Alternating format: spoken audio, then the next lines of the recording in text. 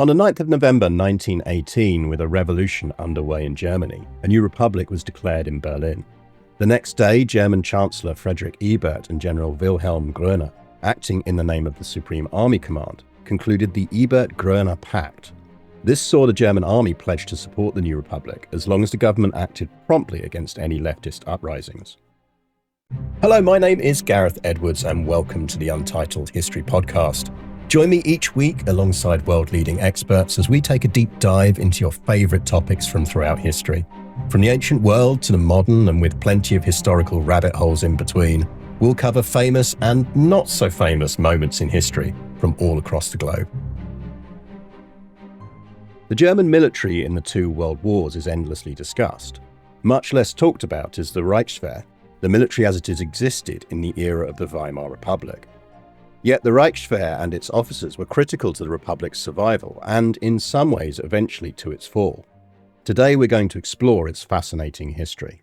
And with me to do that is Dr. Christopher Dillon. So glad to have you here, Chris. Say hello. Thanks very much for having me on. I'm delighted to be here.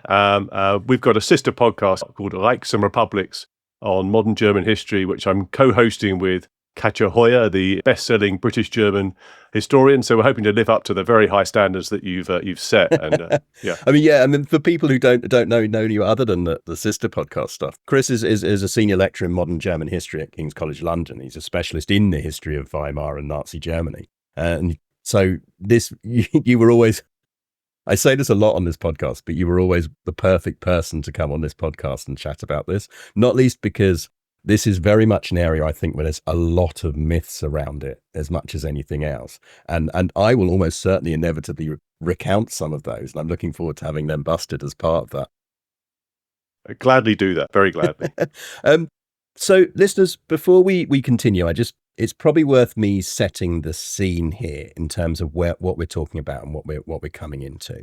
And so after World War I, the Imperial Army was abolished, and that's abolished on 6th of March 1919, and that's ties in with the Versailles Treaty, which then limits the Germans to a force of 150,000 professional army and a 15,000 strong navy. And something I just want people to remember when you're listening is when we talk about the Reichswehr, we are talking about both those arms of the military and actually later on air forces as well. I think sometimes there's a tendency to just think we're talking about the army, and whilst the army is dominant, this is a cross-discipline, let's call it, force. But there's limits on the size and type of armaments that this new German army and the German Navy are allowed to have.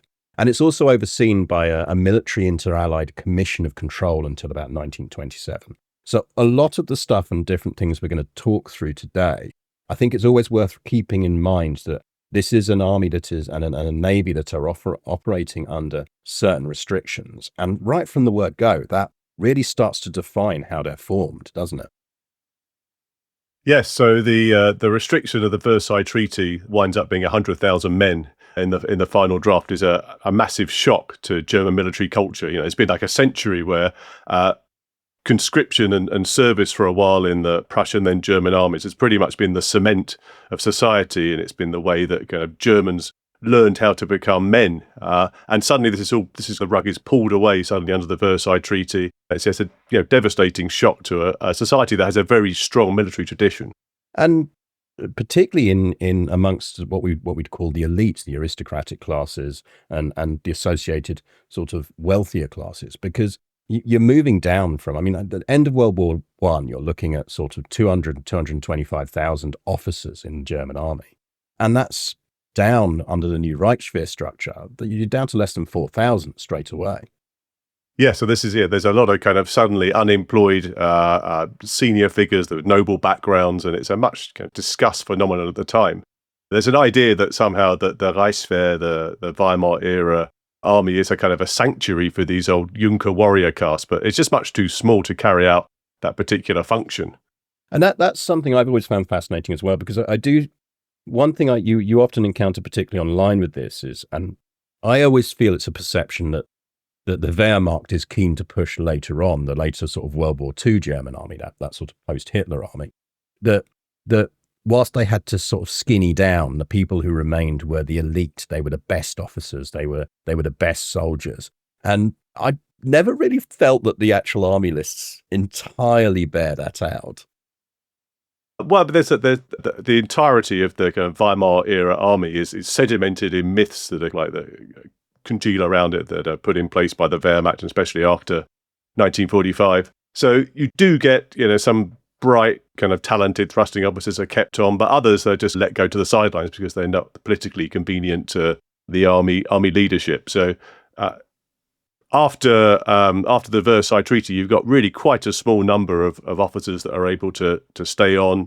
They have to stay in place for 12 years on the whole, because the Versailles Treaty doesn't want the German army shimmying around the terms by having everyone involved for a small amount of time. So it's a complete kind of remodeling of the way that the apex of late imperial German society has to kind of negotiate, who gets to go where. So it's kind of very unsettling. And you mentioned about the sort of the Junker thing, this idea that it becomes a sanctuary for a lot of those. I mean, on paper, effectively, their percentage as an element of that officer rank of that officer corps actually drops. I mean, I've seen numbers that kind of say that you're looking at sort of 30 to 35% in that World War I era, and the pre sort of Reichswehr army, but that's down to about 20% by that point.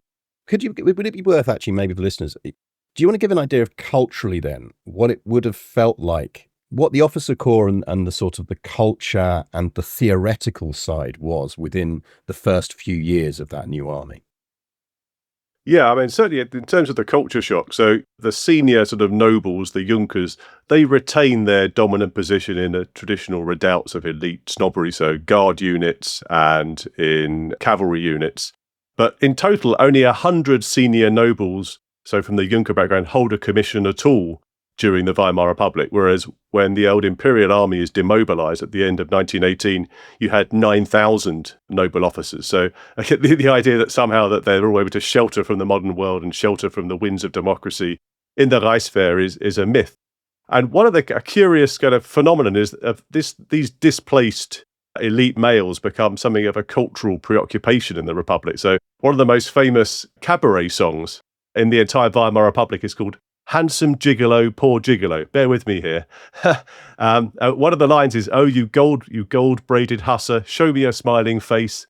They pay, and you must dance." And just to deconstruct this, in some of Weimar Berlin's fancier hotels and dance floors, affluent ladies were able to hire for the night what were called Eintänzer, sort of handsome male dancing partners. And particularly in demand were former officers from the Imperial German Army who were unable to find a kind of a civilian role.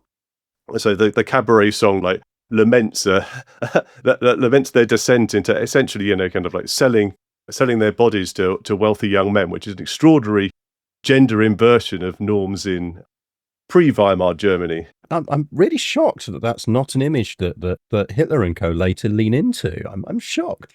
But I suppose that's the thing, isn't it? Is you get this kind of almost, I mean, you get it a lot coming up today online, everything. Everyone talks about the male loneliness epidemic and all of this. And we forget that similar social ideas or movements or theories come to dominate the press, the media, and everything else at different times. And I think maybe it's worth us just dwelling a bit on what you mentioned earlier, which is this is a huge cultural shock to Germany, not just the army, isn't it? Yeah, absolutely. Yeah, there's a kind of the Wilhelm society has been built around the army as it cements. So you've got at the very top, you've got the Junker people we've been talking about. So these are the traditional Prussian warrior elite families. But then in middle class households, the pinnacle of social aspiration for any kind of like respectable middle class household is to have the father or the son getting a commission as a reserve officer in the army. Suddenly, after 1918, this is completely swept away, and the army has very little capacity to provide this kind of a cemented aspiration for society. So I talked in the intro a bit about the Ebert-Groener Pact. Do you want to talk a bit about what that is and how much of that is true versus how much of it isn't? Yes, gladly, yeah. So this is a telephone call that happens between Wilhelm Groener, who is the quartermaster general in the army at the end of the war, so the replacement for the better-known Erich Ludendorff, and Friedrich Ebert, who is the first president of the Weimar Republic. He's a leader of the moderate social democratic movement, comes from the trade union. So these are this is the apex of civilian society, and the second in command of the army. The top is Hindenburg, who stays out of all this for reasons we'll come back to later. So in this telephone call, allegedly, Groener promises to Ebert that he will protect the new socialist government, and in return, Ebert will do what he can to fend off Bolshevism and communism and protect the status and the ranks of German officers. Now, I'm extremely doubtful this actually amounted to a pact, and I see it more as an exchange of pleasantries over the phone. The first time it's described as a pact is 20 years later in the memoirs of Groener himself. And Groener at this time is under a cloud in Nazi Germany. He's seen as being a general who worked too closely with socialists during the war and then after the war. So he's trying very much in his memoirs to convey himself as having been like a hard-headed, far-sighted anti-communist all along. He's also hated by the Nazis, by the way, for banning the SA in 1932. And the idea that it's a pact in any kind of meaningful sense is also confounded by two little bits of evidence. Firstly, in December 1918, there's a big congress of what were called soldiers' councils. These are councils that are created in units of the German army during the revolution to push through the change and to make sure that this pillar of imperial society is kept in line. Now, they vote at their big congress in December 1923 to abolish military rank. So this is rather like the Petrograd Soviet claim during the Russian Revolution that soldiers should essentially be comrades. There should be no one who has a rank. Instead, they're elected to authority. So Ebert has failed here completely to protect the army from the encroachments of socialists who want to abolish rank. And then secondly, around the same time, and this is even more telling, the frontline troops that Groener has at his disposal are humiliated just before Christmas in Berlin when they're unable to evict a rabble of sailors from the stables of the Kaiser's former palace in Berlin. The troops that the army sends in, they lose 56 men to the rebels 11, and they have to sort of scarper away in some ignominy. So it's not really a pact. This is a retrospective construction, and it has no content either. So in that sense, I'm extremely dubious that we should be calling it a pact. I always find stuff like this fascinating, and it's why I will put my hand up and say that I absolutely baited Chris into that bit, because soldiers' memoirs are always fascinating, particularly German army, air force, and naval ones within the war period and outside of the war period, because there is naturally a tendency you want to be the person who says, I predicted it right, I got it right, I was doing the thing that you all want me to do. And I think sometimes we can have a tendency to think it was only after the end of the war that people were doing that. But it's always been a thing that happens in memoirs. And so it's just the occasional periodic reminder that seems to be becoming a feature of this podcast that if you track something back and it goes, the first time it showed up, it was in this bloke's memoir, it's always worth to think about the historiography and think about why might that person have put it in their memoir to begin with. Absolutely. This can lead to zombie facts that are like that transfer from one historical account to the next. Even in highly professional historiography, this is going to burn on endlessly. Oh, it's the footnote diving. I mean, you follow a footnote and find that's a reference to another footnote to another footnote to another footnote, and you get back to the original one, and it's absolute rubbish. Absolutely. At some point, I will do an episode on the absolute myth about black Lancaster bombers being prepared to potentially drop atomic bombs, which, if you do any of the historiography on it, all traces back to a single farmer referenced in a single local newspaper in about 1987.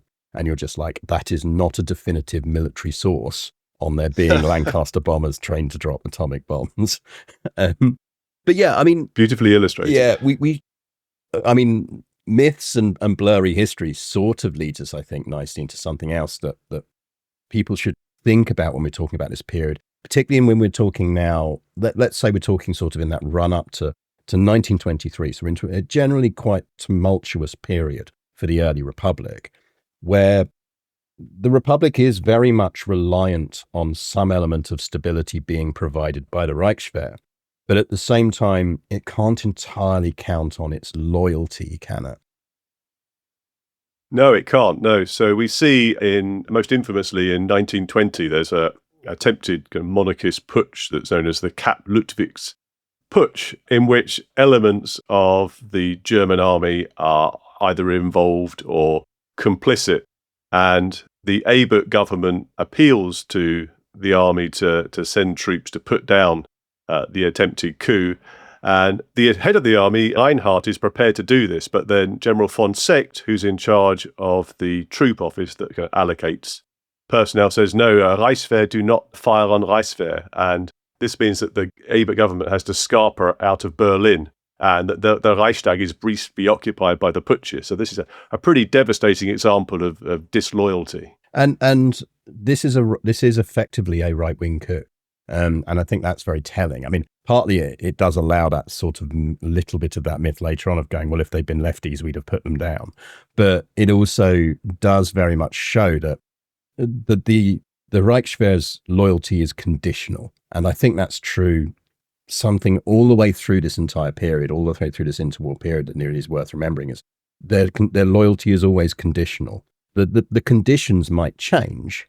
You know, what they see as the conditions for their loyalty changes. But despite it being a relatively small force for most of this period, politically it's incredibly powerful still. It's still so closely tied into that the German ethos and the German political setup that it is impossible for the Republic side, for the political side to ignore. Yeah, I mean, throughout the period, I'd say that the German armed forces, or certainly maybe until 1934, they remain loyal to the abstract idea of the Reich rather than to the particular form of government. And that certainly to the Republic, the loyalty is conditional. This changes in 1934 when the German army swears an oath to Adolf Hitler personally as the Führer and commander of the armed forces. Prior to this, they had sworn an oath to the Constitution, but they sort of conceptualized the Constitution in a very abstract sense as something that could easily be changed if Parliament kind of adjusted its mind. So in 1934 onwards, it's less conditional. And I think assuming that the Wehrmacht after 1934 is partial in its commitment to the Nazi regime, in some ways laps up the narratives that is put around in the late 1940s about the Wehrmacht. So I think there is a meaningful change in the mid-1930s. And I always think it's really interesting with that because there has to be a sort of political drift within the leadership level into that sort of anti-democratic element to be able to do that. Like you said, they've always been more loyal to the right. But something I know you've written in the past, which I like, is that for a good period, they're anti-republic, they're not anti-democratic. And the process of shifting that is also something that the Nazi Party almost themselves have to work out how they do. And we'll talk about that in a bit. I mean, what we should talk about certainly at this stage is the role that something that people may have heard of called the Freikorps. So we talked already that there's lots of people thrown out of the army that these people aren't around. That doesn't mean they just disappear entirely. So what you get is sometimes referred to as the Black Reichsheer, the shadow army. And these are civilian militias almost that form, particularly in those early periods, where ostensibly what they're saying they're there to exist is to enforce peace in a way, in trouble, in a way that the Reichswehr and the state is unable to do at those stages. How much of what we consider to be history around that do you feel is myth versus reality in terms of their influence and their power early on in the Republic? I think you're going to be unsurprised to hear that I find a lot of it pretty mythological. So just to clarify for leaders, so for your listeners, readers, the Freikorps are kind of volunteer formations that are organized, facilitated by the German army, and they are used to put down left-wing uprisings in Germany in 1919, in the early 1920s, and they also skirmish with kind of Bolshevik and Polish forces on Germany's eastern borders. There's around 400,000 men in total join the Freikorps out of an army of, kind of like 8 million. So it's a pretty small kind of, a pretty small subsection. The Freikorps, I would propose to you, become a kind of alibi for the mainstream German armed forces.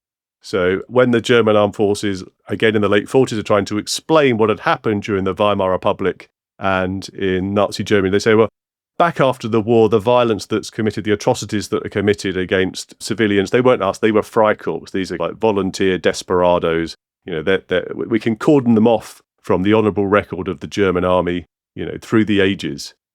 But really, if we drill down to who the Freikorps were, these are soldiers who, first of all, they volunteered to defend the Republic. So they're not like right-wing desperado proto-Nazis, as some of them later argue. So, after 1933, it becomes socially beneficial to have been like a pioneer Nazi. And so you get lots of very vibrant memoirs from Freikorps officers talking about, how ferociously they'd hated Bolshevism and their dislike of female emancipation. And they're very kind of racy, famous. They're better thought of as fiction, I think, than memoirs. And just for listeners, a very interesting book by Klaus Teweleit called Male Fantasies that you should check out if this sounds interesting. In fact, as I say, most of these men volunteer to defend the Republic. The recruitment advertisements for the Freikorps are carried in the socialist press. So Vorwärts is the main SPD newspaper. So they're not being drawn from a pool of right-wing desperados. The papers describe them as government soldiers. And we've had an interesting analysis in the last few years of who actually the Freikorps people were. And it discovers that most of them are just working class soldiers. They can't get a job. They're drawn by excellent pay, superb pensions. There's no evidence that they're drawn by any kind of the appeal of any kind of crusade against socialism. Hardly any are ex-officers. So 3% of the Freikorps are ex-officers. It used to be thought that they was sort of top-heavy with like highly ideological conservatives and nationalists. Hardly any, and only 2% at most of Freikorps personnel go on to join the Nazi SA or SS. So the idea there's some kind of like clean transmission mechanism from these, even the term Freikorps, we should probably dispose of, but I don't want to overload you with my myth hating. The idea there's some kind of clean transmission belt from post-war violence against civilians through until 1933 via the SA, it doesn't really stack up either. So the Freikorps are the alibi of the Reichswehr. So we talk a lot about the rise of Nazism and 23 in particular as a big key year. And something that's worth bearing in mind as an example of that is in November 1923, we get the Beer Hall Purge. And that actually sees another instance of executive power being briefly handed over. And that becomes a sort of, I've always felt it's a bit of a period of epoch change where we see one of those shifts in how the Wehrmacht sees itself and how it's seen by the state. Do you feel that that's the case? Do you feel that there's a sort of cultural or a self-awareness shift for it at that point? I think 1923, absolutely right, is an important watershed. But I would see the important thing being the Franco-Belgian occupation of the Ruhr. So in early 23, the French have had enough of waiting for reparations in kind and payment. So they occupy Germany's industrial heartland to try and extract the coal themselves. The government declares as well-known passive resistance, and it prints money to pay everybody's salary. So a bit like the furlough scheme during the COVID pandemic, and it basically bankrupts the economy. From the army's side, it's absolutely humiliated by this central part of Germany being occupied with complete impunity by French and Belgian troops. There's a large amount of widely discussed sexual violence is perpetrated by the occupiers, and the army can do nothing. There's a belief that there's some kind of heroic military resistance against the Franco-Belgian occupation, but it really doesn't. It barely makes a ripple. So it's this experience when it's not the army that's protecting German soil, it winds up being workers resisting passively. This is what really causes a rethink.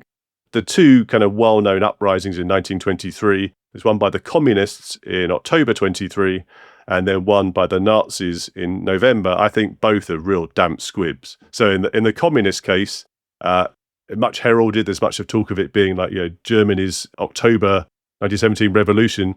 It ends up being a disorganized assault on a few Hamburg police stations that's easily beaten back by the regular police. And then the Nazi putsch, the much storied Beer Hall putsch, this is put down even more quickly by units of the Bavarian state police. So there's no real kind of army involvement in it whatsoever.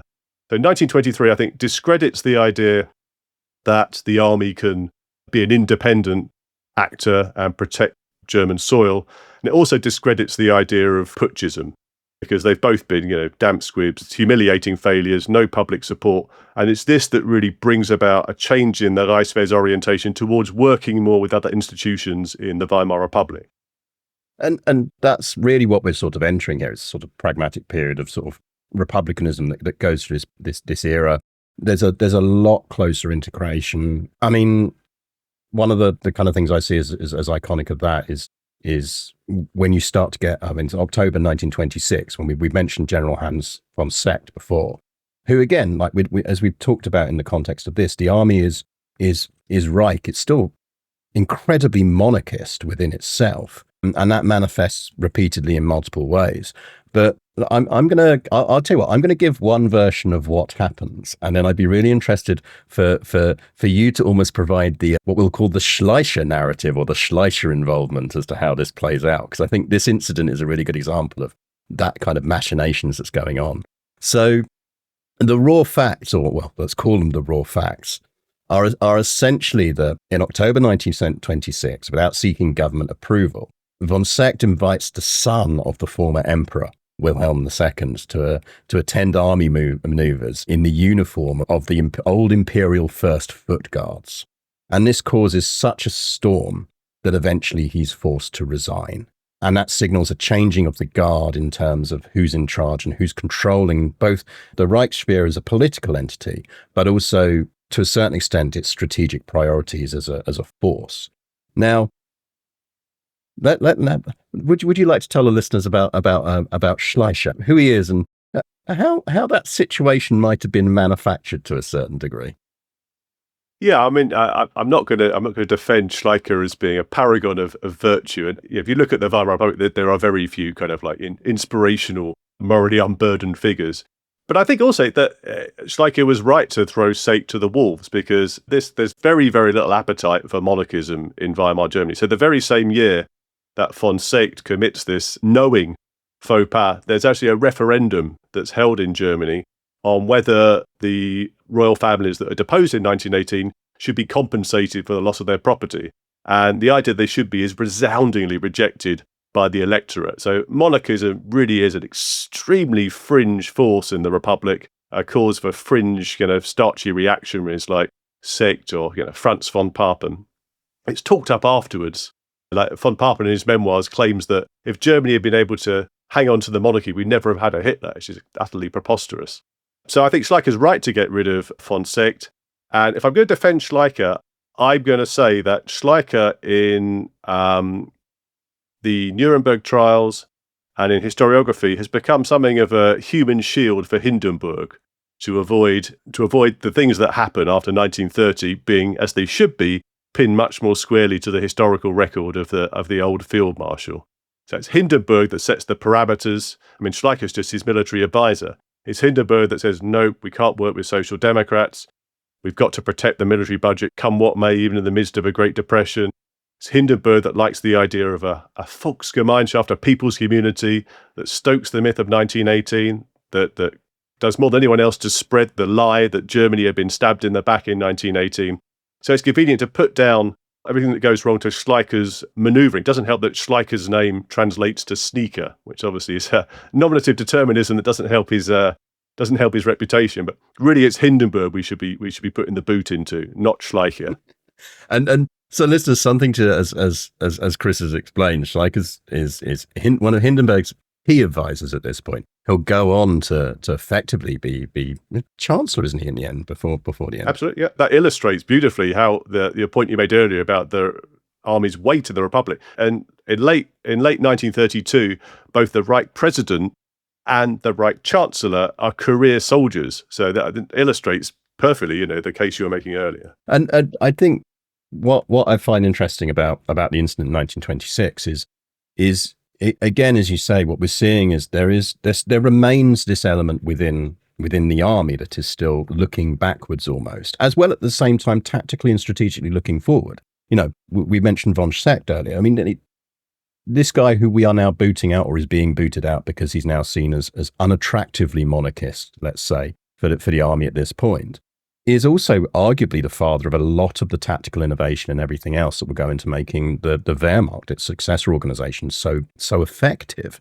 So it's almost like there's a cultural looking backwards to imperialism, but also within the army itself, genuine innovation and decisions being made on how would a future war be fought. A lot of the internal conflicts strategically in the army at this time, for example, are around, are we going to have to fight on two fronts again? What kind of war should we be fighting? What kind of army, once we inevitably get the limitations of Versailles lifted, what should the future German forces look like? And I always find that quite fascinating with the Reichswehr is there's almost those two massive internal and external battles going on at the same time. There's what does the future of Germany's armed forces look like? And there's what does the future of Germany look like and what role do we have within it? Yeah, so and this changes kind of like under Fonseca. I'd hold back from giving him too much personal credit, but so there's a strand in the Reichswehr from the mid-20s that recognises that the old sergeant major state of pre-1914 is gone forever. When kind of Junkers lorded it over the rest of society, and that what is needed now is a kind of like modern managerial hybrid approach to rearmament that draws in other institutions of the state. That looks beyond this kind of rather narrow pool of embittered monarchists that certainly the earlier sort of right-wing headbangers in the Reichswehr would prefer. So you get a belief that the army's job should be to spread military values, to remilitarize German society, to work with universities. So one of the things the Reichswehr does is it creates a new academic discipline called defense studies, which kind of like brings together geographers, historians, political scientists to work out, a much more scientific and technocratic way of waging warfare. You've got the Black Reichswehr you mentioned. It sounds a bit Freikorpsy and illicit, but really it's a set of clandestine border defence formations that are there to augment the army, but they're really run by the individual German states. They're not run by the army itself, and they're not anti-republican. So one of the most fervently pro-republican Reich chancellors of the entire Weimar period is a guy called Josef Wirth from the Centre Party, and he is very pleased to be known as the father of the Black Reichswehr. So they are working with the institutions of the state in the mid-1920s. They're looking towards a societal remilitarization that can complement the still pared down numbers of the Reichswehr proper. So it's a much broader concept. It's a much more ambitious horizon of expectation than Sake, who's still a little bit stuck in this kind of like with his monocle in the pre-1914 era. And this was one of the reasons I really wanted to do an episode on this in particular, and again, why I wanted to have yourself on, is because there's such an oversimplification of the narratives around this. And people who are watching this, if you're noticing my screen suddenly shaking, that is because a small torty cat has just decided that she wants to attack the monitor. So listeners, you'll just have to assume there was a small torty assault there. I won't take it personally. Yeah, exactly. Yeah, she's a Reichswehr traditionalist. So, I mean, it's such a diverse, even within it as an organization, there's conflicting ideas, there's conflicting priorities, and there's self-conflicting beliefs within individuals as well. I mean, we've not really touched much on Hindenburg, really, and we should talk about Hindenburg's role. Maybe we don't talk about his post sort of 1930s role yet, but what's Hindenburg doing within this period? Yeah, so Hindenburg is a very, very venerable field marshal who fought in the Franco-Prussian War of 1870. Then he retires. He's called back by the German government in 1914.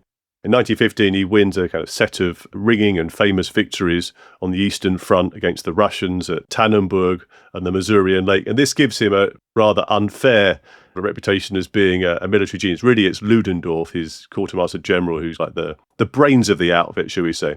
But Hindenburg is also, and this is something that's come out in recent research, quite a shrewd politician. So he's very, very careful to preserve the mythos that accrues around him after 1914 and to avoid becoming implicated in any sort of like adverse decision. So famously in 1919, there's a big debate amongst the German political classes whether to sign the Versailles Treaty. And there's quite a few hotheads on the right saying, no, we can't sign it. It's a death sentence for German honor. We must fight. Even if we go down, it'll be beautiful. And it's time for the army to tell the politicians that we can't do anything against an Entente invasion that's got tanks and mechanized infantry. We're just going to get crushed. But Hindenburg doesn't tell them. He tells Wilhelm Groener, his subordinate, you go and talk to the civilian politicians.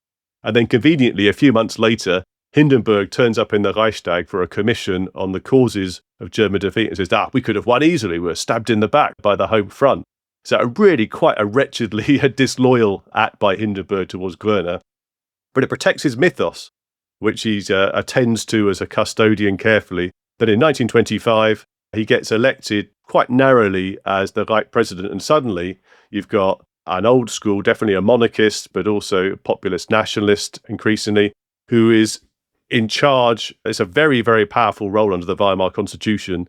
So the president can declare when an emergency is, can send in troops, can decide who gets to sit in cabinets. And you've got this person at the apex of society, very, very popular.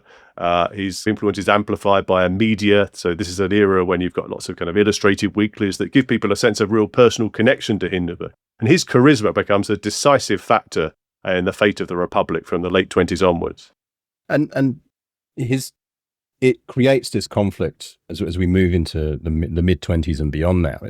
Again, we've got this evolving situation both within the Reichswehr, but we've got this evolving situation within Germany as well, because we're now looking at a period where you've got the rise of the SDP within Germany, and really the Reichswehr having to try and work out how it accommodates itself with a political leadership that's more left-leaning, that's the leftist side of things, and how it deals with that. Yeah, so this is a real kind of like a real liminal moment. It's sort of like a what might have been, I think, in German history. So for a while, the Reichswehr thinks it can work with the SPD. The SPD is not like the German communists, like a completely committed to socialization of the means of production. It's a pretty reformist outfit. It's really content with a sort of providing a larger welfare safety net. It's what we describe as soft left today, isn't it? Yeah, I think probably a little bit harder than soft left, but I mean, in principle, the SPD was committed to Marxism. In practice, long since let that go. But there was an anti-militarist aspect to the SPD, or a wing that disheartened, I think it's fair to say, the Reichswehr. So one of the SPD chancellors, a guy called Philipp Scheidemann, makes a speech in the Reichstag in 1926 using his parliamentary immunity to expose covert arms trafficking between Germany and Russia. So this is under the Rapallo Treaty of 22. There have been all kinds of entanglements. And this is seen as evidence that you can't really trust a social democrat. Then in 1928, there's an election campaign in which one of the SPD's main slogans is, "Let's save our money for children, not for battleships," which obviously sickens the Reichswehr. There could be no more objectionable slogan. And the SPD does incredibly well in that election. It's returned as the top party, more than twice the vote of anybody else. And this starts to convince the Reichswehr that, okay, so the SPD is campaigning on an anti-militarist ticket. It's been returned as the biggest party. Maybe elections are our problem after all. This makes it much more receptive to the prospectus of the anti-republican right that kind of rather do away with elections and have a setup with a Führer who doesn't have to stoop to having himself affirmed by the ballot box, but instead enjoys a kind of a populist mandate from the masses. So this is what really leads the Reichswehr into the Nazi embrace a few years later. And this is why I was keen to kind of stress to people that when we talk Reichswehr, we're not just talking about the army, because that, it's battleship fear as a wider bracket for military and spending in general. That is, as you say, one of those drivers that kind of turns around and goes, actually, maybe we can't work with these guys. Maybe we should. Maybe we do need. Maybe that whole democracy thing. It's okay in principle, but budgets are budgets. But I mean, that brings us almost nicely to how this plays out and where this sits in terms of that how does the Nazi side of things as Hitler rises, as the Nazis rise, how do they start to cement that relationship with the Reichswehr?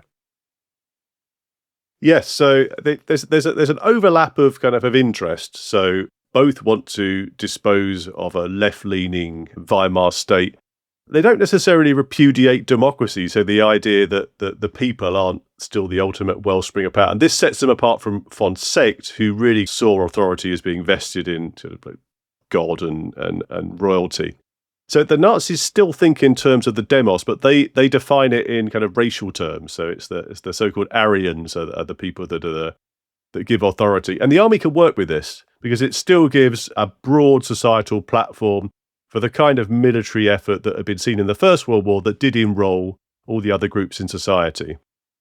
The Nazis and the Reichswehr have an intersection in disliking parliaments because, as you say, they vote through budgets, they can make things difficult.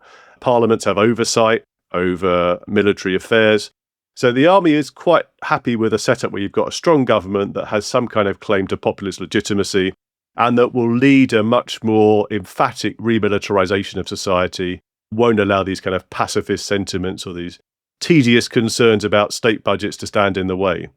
And then when the Nazis start to do well in elections after 1930, it looks very much like this is a group we can work with. Sure, for a lot of the traditional army, they look down on the Nazis culturally as being a bit plebeian and distasteful and prone to making, populist statements in parliament. But they see essentially, a solid, right-wing, healthily militaristic movement that they should be co-opting and working with. It's difficult for them to do, but this intersection is very key to explaining how the endgame happens in 1933. And that almost brings us, the final lead into that endgame is really when we get into the Reichstag elections of sort of July 1932. So this is where we finally, the Nazi Party become the largest party.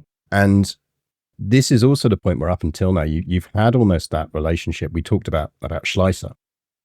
This is almost where the power shift happens to a certain extent. And the army realized they need to almost be more proactively political within the Reichstag itself if they're going to remain being the leader in that dialogue, not the follower. Yeah, so I mean, the army is pretty sure that its back's covered by having Hindenburg as the president. So Hindenburg gets re-elected in 1932. So there's another 7 years. And this happens before the Nazis' big election result. So after July 1932, the Nazis are the biggest party, the biggest vote they'd ever get in free elections, so 37% of the population. But Hindenburg still refuses to appoint Hitler as a chancellor with full powers. So he says, I don't want to, privately, he says, I don't want to give full powers to this kind of corporal from Austria. And in public, he says that, I can't trust the Nazi movement to use these powers in a broad and pluralistic way, which for once Hindenburg, was correct. So then Schleicher takes over as Chancellor later on in the year. So after the episode of Von Papen, we don't really have time to go into, but a Popinjay. And Schleicher thinks, well, if Hitler's not going to play ball, then how about I try and peel away some elements from Hitler's movement, so the ones around Gregorstrasse, who was one of the Nazis' key organizers, because there's a large part of the Nazi movement that is getting pretty impatient with Hitler's refusal to accept a vice-chancellorship or a lower post in government. And Schleicher tries to peel them away, and also the German trade union movement. So he's attempting to create a more ambitious coalition that stretches far more into the socialist camps of life than his predecessors had done. And there was a chance this could have worked out. Recent research suggests that right up until the 30th of January, when Hitler's appointed, Hindenburg's option of sticking with Schleicher with a coalition with Gregorstrasse might just have fended the Nazis off.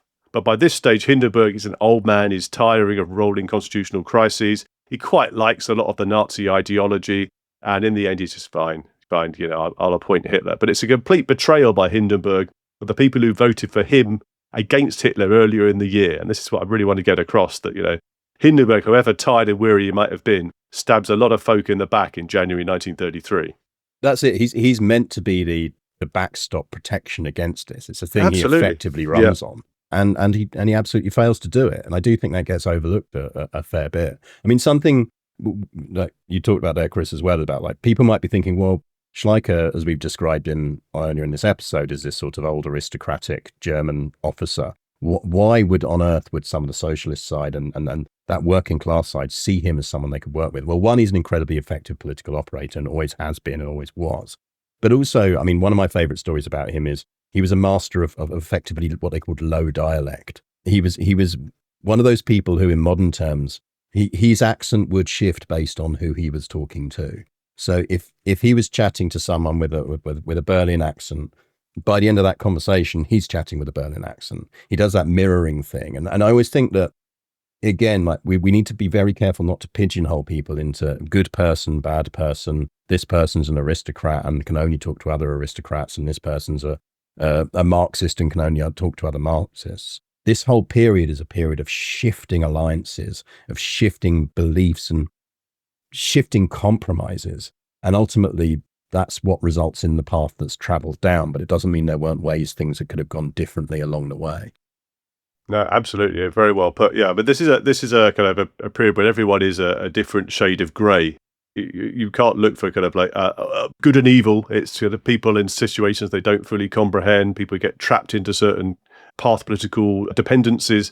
There are definitely villains. Hitler clearly is a villain. The Nazi leaders are clearly villains. Hindenburg, I'd add to that. But a lot of other people are trying to make the best they can. They want to preserve as much of 1920s liberal democracy as is possible. They want to keep the army as an independent factor from the Nazis. So some honourable people in the trade unions and in other institutions of the state make decisions that, looked at in retrospect, historians regret, and they also regret, such as voting for Hitler's Enabling Act. But there's a moral clarity, with we know what happened and they didn't at the time. And the moral judgment on past people is quite a cheap commodity unless you can contextualize how they were making their decision. I think that's always the case. I think that's just because the way things turned out is not the inevitable way they were going to be. And the real danger is is looking at things with the benefit of hindsight and going, they could have gone different ways. And also, as you say, I think it is a useful thing to highlight different characters that exist within that period. I mean, one of mine I always come back to is General Kurt von Hammerstein-Eckford, who is a fascinating character. I mean, he's proper old guard Prussian military aristocracy and looks it. The kind of man who valued having a dueling scar. And he's been he joins the army school in age 10, like after being born in 1893. And he fights in World War One. He's a feature of the Reichswehr all the way through. And he's retained in the Reichswehr because thanks to his father-in-law, who is General von Luttwitz, who is part of that coup we talked about earlier in the episode. And Luttwitz assumes he will join him in that coup, and he doesn't. And Hammerstein, to me, epitomizes that thing of where you can have these people in the army who aren't particularly pleased with the Republic. They're not particularly pleased with the direction of travel, with the rise of socialism, with any of this stuff. But as you say, they have that loyalty to the Reich, they have that loyalty to the state, and they are unwilling to break what they see as an oath to that. And that persists for him all the way through. I mean, when Schleicher is killed ultimately by the Nazis in the Night of the Long Knives in 1934, they go to extreme efforts to prevent people from attending his funeral. Von Hammerstein-Eckford is one of the guys who turns up in full uniform and insists on being allowed through. Hitler will court him throughout the period to try and make him one of the icons of this because he represents that old school army. But he's one of the guys. I mean, he dies early in World War II after being effectively sidelined because it's very emphatically clear on multiple occasions that he's trying to plot against Hitler. Those characters exist with those complexities to them we have a tendency to flatten out in the past. I mean, one of my, without going into it too much, one of my favorite things about him is it's difficult to prove, but he is almost certainly one of at least three people who swore to Hitler's face and told him to F off, up there with Mannerheim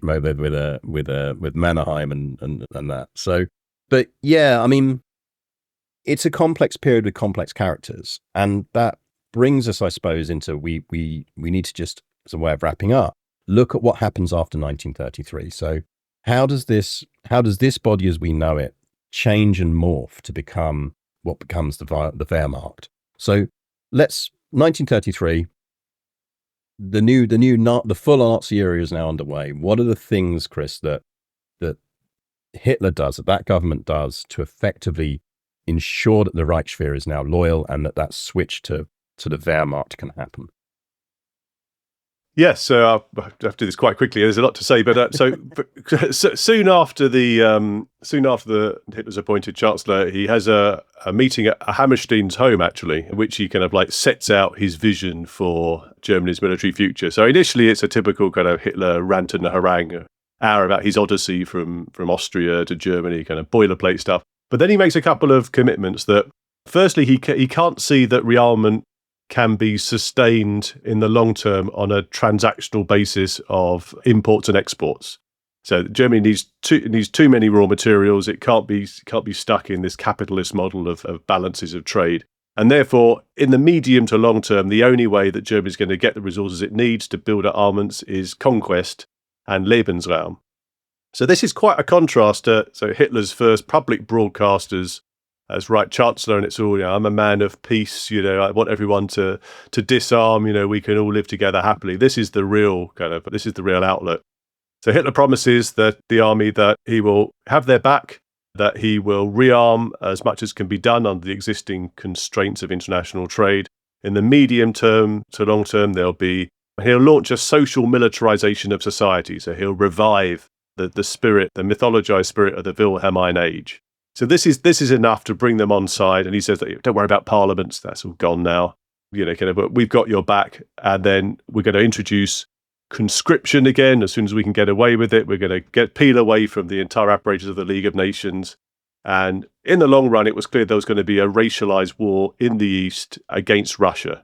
There's very kind of broad buy-in for this. There are plenty of army officers after the war who'll claim, well, we never bought into that bit. I mean, that's absolutely emphatically not true, is it? There's a considerable appreciation and acknowledgement and acceptance and desire for that within areas of the army.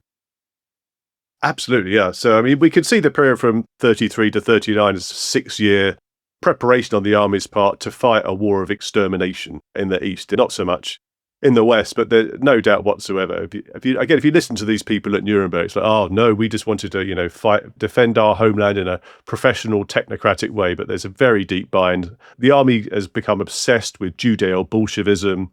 It buys into sort of stab in the back myths that hold Jews responsible for the German defeat. A lot of the foreign policy platform in Mein Kampf would not have been out of place. So absolute nonsense. I think there's no kind of like very, very proximate intersection of interests, even as early as 1933, with a few exceptions. But this is, it's pretty hegemonic. And throughout this period, or certainly in this period, certainly in 33 and heading into 34, you've got this growing conflict or rival within, almost for Hitler's affection, loyalty, and control with the SA, haven't you? The sort of I always call them the Aldi paramilitary arm of the German state, as opposed to as the Nazis, as opposed to the SS. So we talked earlier about Freikorps and all of that. I mean, if you're not familiar with the SA, think of them in that way, but with a very Nazi bent. They are that sort of paramilitary arm of the party. And there's a real worry within the Reichswehr, isn't there, that they're the people who might then drive almost military direction for the Nazis rather than the Reichswehr itself. Yes, I mean, the SA is at least 400,000 men strong by 1934, and many more of you include other organizations that are like forcefully folded into it. So it's much larger than the Reichswehr. And Ernst Röhm, the head of the SA, certainly has the ambition to create a vast people's army in which the SA would organize, but there would still be a place for the Reichswehr on the technical side, in sort of weapons and strategy. But this obviously dismays the Reichswehr, because one of the things about an army is that it needs to protect its monopoly over the use of military force. So a rival regime is extremely unsettling to it. So it hatches an agreement with Hitler before 1934 that if he takes care of the SA and these hotheads and the brown shirts that are marching around Germany threatening a second revolution, then they will basically come fully into the Nazi fold. They will swear a personal allegiance to him, and he doesn't have to worry anymore about the loyalty of this other kind of pillar of the German state. And this ultimately leads to the army oath to Hitler in August 1934. I mean, and I almost feel like that's almost a good sort of end point for us in terms of saying, well, that's at that point, it is an element of a fait accompli. This is the direction has changed. The road is set for the Reichswehr itself. But maybe we should we can obviously there's plenty of time between 1934 and 1939, and maybe that's one we'll cover in a different way is the Wehrmacht going into World War II. But I suppose a final question I might pose to you is if an observer was looking in 1939 and looking at the Wehrmacht as it was then, how much of what they were seeing do you feel is the result of the pre-1934 Reichswehr? Like what elements of continuity is still there, and what would they feel is different? It's a very good question.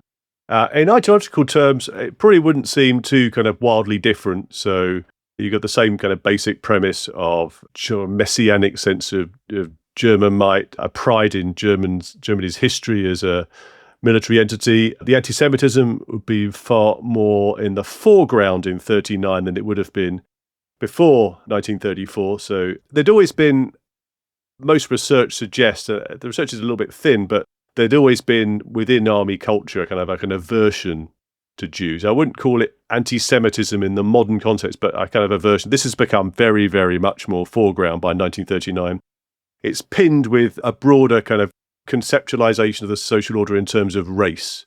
So by 1939, the German army doesn't think so much in terms of borders and provinces, it thinks in terms of space and race. There was some antecedents of this in the First World War, particularly on the Eastern Front, but this, I think, is the thing that will really kind of stand out. If you could interview an ordinary Wehrmacht soldier in 1939 compared to a Reichswehr soldier from 1930, well, this would be the key thing, I think, that stood out.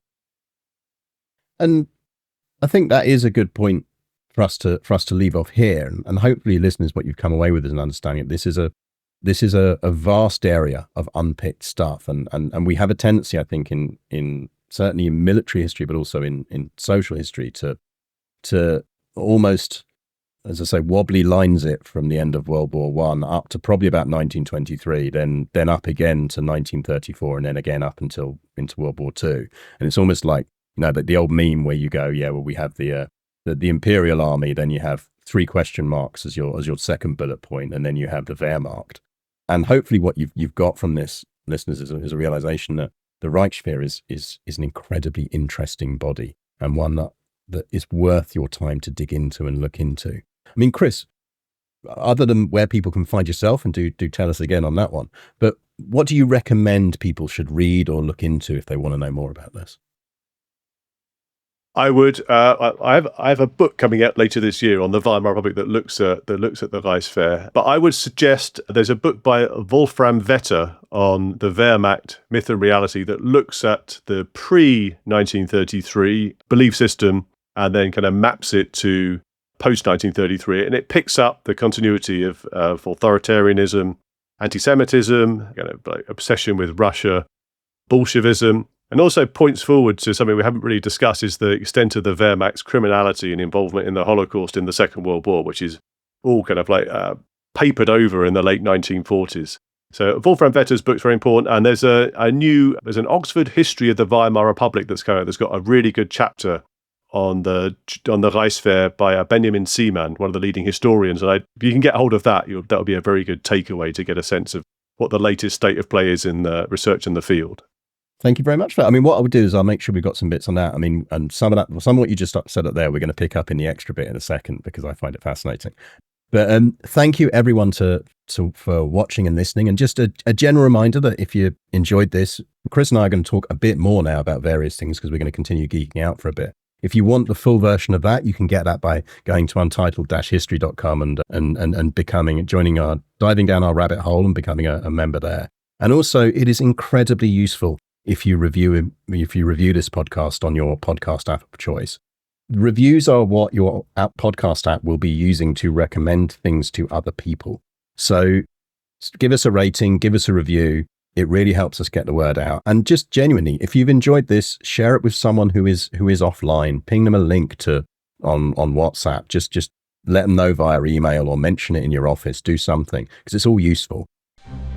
You've been listening to the Untitled History Podcast, a Battle Guide production. If you've enjoyed this episode and would like to support the podcast, why not head over to our dedicated supporter page?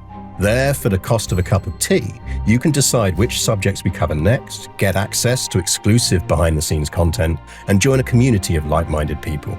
Thanks for listening, and we'll see you next time.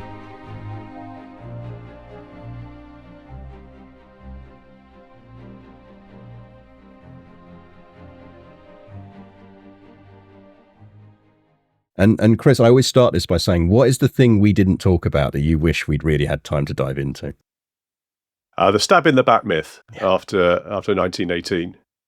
So this is the big lie of the Weimar Republic. It becomes like a meta narrative that explains everything about Germany's plight, and it's nonsense on any kind of like empirical level. So after April 1917, when the German government.